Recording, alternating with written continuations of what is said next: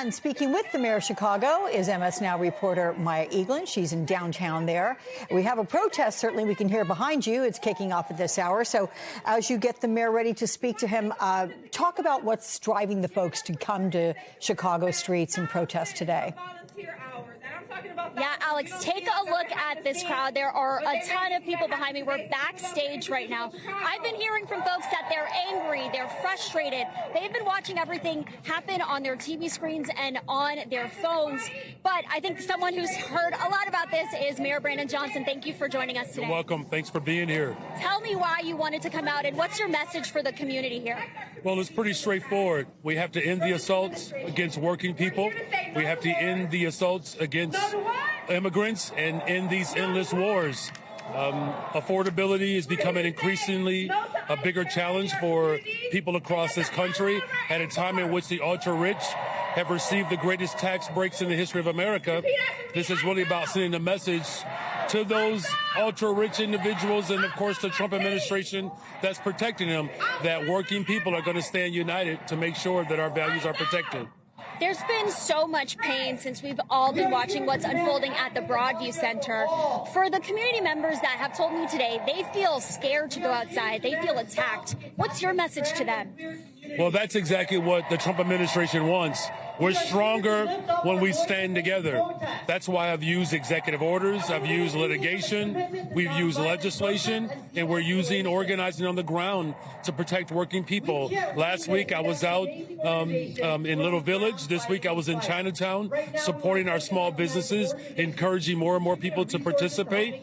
The Trump administration has dismantled our economy. It's becoming harder for working people to exist because of his policies. But today you can see that our movement is getting larger, we're stronger, and our resolve is still steady. Tell me what your message is to folks who watch this on TV and they say, well, it's great that people are gathering, but what change comes after that? What would you tell them?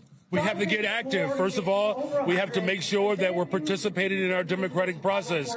We've already seen elections shift around this country, so things are happening. We have signed multiple executive orders to force ICE out of the city of Chicago. Every single lawsuit that we have filed against the administration, we have prevailed. So the people united have demonstrated that our power is stronger and that we will prevail. And so we have to remain committed.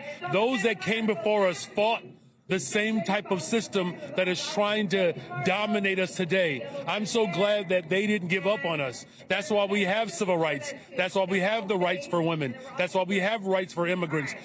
Folks are trying hard to roll back those rights. We have to ensure that we protect them and then, of course, grow them.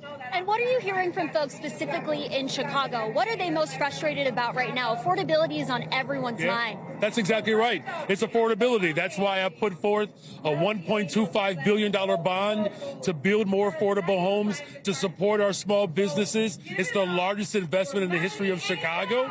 But we're also investing in our education system. I released $500 million into our public schools. We've expanded mental and behavioral health care services. We've actually hired young people for summer jobs, the greatest investment we've seen for youth employment. What people are calling for in Chicago is safe and affordable communities. And because of those investments, we had the fewest amount of homicides in 60 years. So we're driving violence down. We're expanding mental and behavioral health care. We're making sure that our workers are supported. That's how we're becoming the safest, most affordable big city in America. That's what's going on in Chicago. So many people watch this on TV and think it's unpatriotic to stand against the president. What's your thoughts on patriotism and what it means for these folks to come out? Well, that's not the way our history has been defined. In fact, as a former public school teacher right here in Chicago, every single major transformational moment that our country has ever experienced is because we stood up to the government.